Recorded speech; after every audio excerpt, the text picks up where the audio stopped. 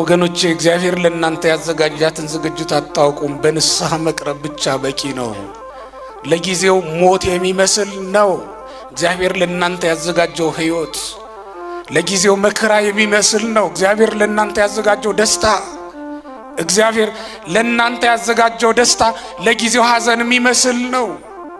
መግቢያው መከራ ነው፣ ፍጻሜውና መውጫው ግን ደስታና ሰላም ነው። መግቢያው ማጣት ነው፣ ፍጻሜው ግን ማግኘት ነው። እግዚአብሔር ለእናንተ ያዘጋጀው ዝግጅት እጅግ መልካምና የተወደደ ነው።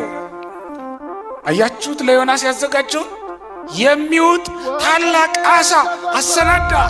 ማንም አይደለም እኮ ያሰናዳ፣ እግዚአብሔርን ያሰናዳለት። ልብ በሉት። እግዚአብሔርን የሚያክል ጌታ ንስሐ ገብተው ለሚያገለግሉት አገልጋዮች ይህን ሊያሰናዳ ይችላል ብላችሁ ታስባላችሁ? ባህሩ መካከል ወይም በባህሩ ላይ ጴጥሮስን እንዳስኬደው እንደ ጴጥሮስ በባህሩ ላይ ተራመድ ብሎ ሊያስኬደው በተቻለው ነበር። ግን ይህን አላደረገም፣ ሌላ ነገር አደረገ።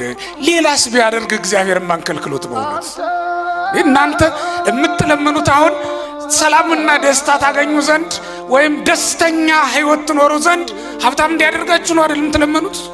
ገንዘብ እንዲሰጣችሁ ነው አይደል የምትለምኑት? እግዚአብሔርን ሌላስ አድርጎ እናንተን ማስደሰት ቢችል ምን ታውቃላችሁ? በእውነት ወገኖች ለእኔ ያሰናዳሃትን ለእኔ ያዘጋጃሃትን መልካም ነገር ሁሉ ስጠኝ በሉት እንጂ ሌላ ለምን ትሉታል? ቆጥራችሁ ሰፍራችሁ ይሄን አምጣ ለምን ትሉታላችሁ? ክርስቲያኖች የምንለምነውን እንኳን እናውቅም። የሚጎዳንን ሁሉ እንለምናለን። ጴጥሮስ ጌታ ሆይ አንተስ ከሆንክ በባህር ላይ እንድመጣ እዘዘኝ አለው። ና አለው። ተፈተነበት።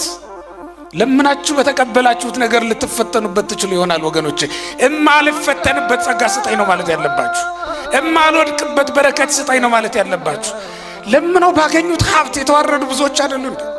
ለምነው ባገኙት ልጅ የተፈተኑ ብዙዎች አይደሉ እንዴ? ስለተስለው በየደብሩ በየታቦቱ ደጅ ጠንተው ባገኙት ስጦታ የተፈተኑ ብዙዎች አሉ አይደል? ለምነን በምናገኘው ስጦታ ምናልባት እንዳንፈተን መጠንቀቅ ያስፈልጋል ወገኖች። ስንጨቀጭቀው እግዚአብሔር ዝም ብሎ እንዲሁ ሊሰጣን ይችላልና። አንዳንድ ሰዎች ሀብታም ባል እንዲሰጣቸው የሚለምኑ ሴቶች አሉ።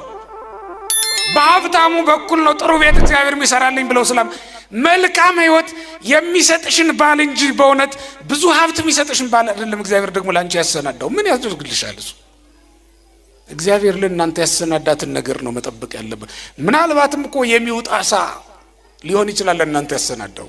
በዚያ ነው ሊያሻግራችሁ የፈለገው እግዚአብሔር ሊያድናችሁ የፈለገው የእናንተን ሕይወት ሊያተርፋት የፈለገው በዚያ መንገድ ይሆናል።